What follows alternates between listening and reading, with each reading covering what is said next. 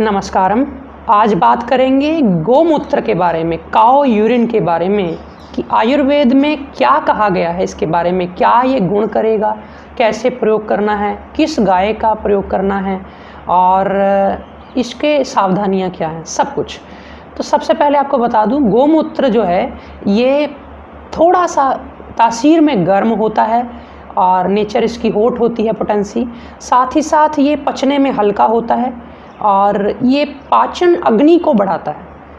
चूँकि ये सारे के सारे यूरिन गर्म होते हैं तो इसलिए ये पेट को भी अच्छे से साफ़ कर देते हैं, यानी कब्ज में बहुत फ़ायदा करते हैं। साथ ही साथ गोमूत्र जो होता है ये शरीर को डिटॉक्स करता है। अंदर जो हमने बहुत सारे गलत मलत आहार खाए हैं या अंदर हमारे बहुत सारे जो टॉक्सिन्स बन रहे हैं, गंदगी पैदा हो रही है, उसको भी निकालता है। और साथ ही साथ ये जिनको पीरियड्स नहीं आ रहे, क्योंकि हल्की सी गर्म तासीर का है और ये लैक्सेटिव है, पेट साफ़ करता है, वैसे भी डिटॉक्स करता है। तो डिटॉक्स में हमारा जो पीरियड्स जो महिलाओं के रुक जाते हैं, अमेनरिया जिसको बोल देते हैं, नो मेंसेस, उसमें ये बहुत अच्छा है।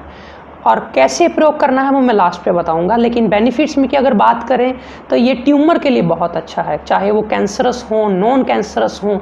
मैंने कई लोगों को आजमाया, इतने इतने बड़े ट्यूमर हो जाते हैं कई बार शरीर पे, गर्दन पे, पीठ पे। तो वो ट्यूमर्स के लिए हम जब गोमूत्र साथ में देते हैं मेडिसिन के साथ, अनुपान के तौर पे या यूं ही, तो पाया गया है, मैंने खुद भी देखा है कि वो ट्यूमर्स बहुत जल्दी घुलने लग जाते हैं। और इसके अलावा ये आइस प्रॉब्लम के लिए, जैसे किसी को आँखों में मोतिया आ जाए तो इसका आई ड्रॉप बनता है, हमारे आश्रम में भी उपलब्ध है। तो वो आई ड्रॉप जो है, या खुद भी आप गोमूत्र का अर्क डाल सकते हैं आँखों में, तो वो मोतिये को साफ़ कर देता है। दिन में 3 बार 2-2 बूंद डालना होता है, डाल के 10-15 मिनट आँखें बंद रखना है, इतना ये अच्छा है। पॉलीयूरिया, यानी कि ज़रूरी है ये कि ये पेट तो साफ़ करेगा, लेकिन जिनको पेशाब ज़्यादा आ रहे हैं, पेशाब ज़्यादा आते हैं कि पेल्विक एरिया में, वहाँ के ऑर्गन्स पे या मसल्स पे वायु का प्रकोप हो जाता है और वो ऑर्गन्स कई बार वीक हो जाते हैं, तो उसमें ये थोड़ी गर्माइश दे करके यूरिन जिनको ज़्यादा आ रहा है उनके लिए भी अच्छा है। हाँ, जिनको कम आ रहा है ये ना सोचें कि और कम हो जाएगा, लेकिन ये अच्छा है। सावधानी यही है क्योंकि ये वात को नाश करता है, वात को कम करता है, वात से रिलेटेड, वायु से रिलेटेड जितनी बीमारियाँ उनमें अच्छा है। मैंने 80 प्रकार के रोगों के बारे में अपने जिक्र भी किया था कि कौन कौन से 80 प्रकार के रोग होते हैं वात के, और उसका आर्टिकल भी मैंने लिख करके अपनी वेबसाइट nityanandamshri.com पे डाला है। आप पढ़ सकते हैं कौन से होते हैं वात के रोग। और ये कफ के रोगों में भी बहुत अच्छा है, साइनस होना, नज़ला होना, जुकाम होना, दमा होना। लेकिन ये पित्त रोगों में, जैसे ब्लीडिंग होना, ओवर ब्लीडिंग होना, नक्सीर आना, एसिडिटी होना, यूरिक एसिड होना, इन सब में ये अच्छा नहीं होता। आप अगर पित्त रोग में अगर इसको प्रयोग करेंगे तो ये सही नहीं है। बाकी सब में हम प्रयोग करते हैं। प्रयोग करने के लिए मात्रा कितनी लेनी है, इसका अगर अर्क ले रहे हैं तो वो 3-3 चम्मच सुबह शाम गर्म पानी में डाल करके आप ले सकते हैं, खाली पेट। उसके आधे घंटे बाद प्रयोग कर लें। हालांकि इसमें मुस्लिम धर्म में इसका प्रयोग करने का निषेध है, मनाही है। बाकी जिसको प्रॉब्लम है वो ना करे, लेकिन जो प्रयोग कर सकते हैं वो इसका अर्क प्रयोग कर सकते हैं। बना बनाया देसी गायों का अगर मिल जाए, जो इंडियन ब्रीड की गायें हैं उनका अगर मिल जाए तो क्या कहना। आप दूसरे वाले का प्रयोग करेंगे तो गुण नहीं करेगा। बाकी ये आपको मैं बता दूं कि गर्भवती गाय का गोमूत्र प्रयोग नहीं करना होता, बीमार गाय का गोमूत्र प्रयोग नहीं करना होता। जो बिल्कुल अभी जिसने डिलीवरी हुई है गाय का, उसका प्रयोग भी ना करें। थोड़े समय के बाद हम करवाते हैं, लगभग 40 दिन के बाद।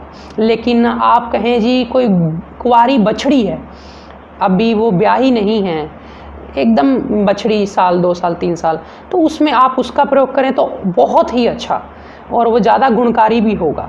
साथ ही साथ ये चीज़ ध्यान रखनी है कि गाय का मूत्र प्रयोग करें, बैल का नहीं। हम क्योंकि मूत्र में 8 प्रकार के मूत्र आयुर्वेद में प्रयोग होते हैं, जिसके बारे में मैंने चर्चा करी भी थी एक वीडियो में। तो 8 जीवों के मूत्र प्रयोग होते हैं, उसमें से गाय मुख्य है। तो गाय की हम जो है वो फीमेल का प्रयोग होता है यूरिन, मेल का नहीं। उसमें अलग गुण आ जाते हैं, हालांकि वो भी प्रयोग होगा कहीं कहीं, लेकिन अलग गुण आ जाते हैं। फिर किसी दिन मैं गौशाला में जाऊंगा, आपको गायों को सामने देख करके बताऊंगा कि साहीवाल है और गीर है, ये कांकरेज है, या कौन कौन सी गाय है, उनके कुछ कुछ मूत्र में डिफरेंस होता है, अलग अलग नस्ल है, अलग अलग इलाके में रहती हैं, तो थोड़ा बहुत डिफरेंस आएगा, थोड़ा बहुत नहीं, मतलब हल्का फुल्का। और थोड़ा सा ये भी होता है कि काली गाय का मूत्र है कि भूरी गाय का है कि सफ़ेद गाय का है, क्योंकि किसी का दूध, जैसे दूध की भी बात करें तो किसी गाय का दूध जो होता है वो कफकारी होता है, किसी का वातनाशक होता है। ऐसे ही अलग अलग भगवान कृष्ण काली गाय का दूध पीते थे, तो इसलिए वो उनको पसंद था। अलग अलग चीज़ों के अलग अलग गुण हैं। मैं आपको गौशाला में जा कर के फिर इसके बारे में डिस्कशन करूँगा, गौमूत्र के बारे में डिटेल में, फिर वो लंबी वीडियो होगी। गौ गाय के और जो अलग अलग गोमय है, गोबर है, उसके जो उपले हैं, इन सब के बारे में चर्चा करेंगे बहुत जल्द। हाँ, आप पूछ सकते हैं कि गौमूत्र या कोई भी अन्य मूत्र हम कितने समय तक, लंबे समय तक ले सकते हैं। तो कैंसर आदि में तो हम 6 महीने साल भर भी देते हैं, लेकिन अन्य रोगों में, जैसे हम मोटापे के लिए यूज़ कर रहे हैं या अन्य कुछ रोगों में प्रयोग कर रहे हैं, ट्यूमर में प्रयोग कर रहे हैं, तो हम 3 महीना प्रयोग करवाते हैं।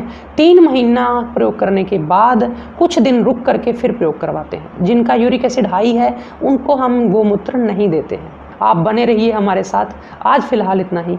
नमस्कारम।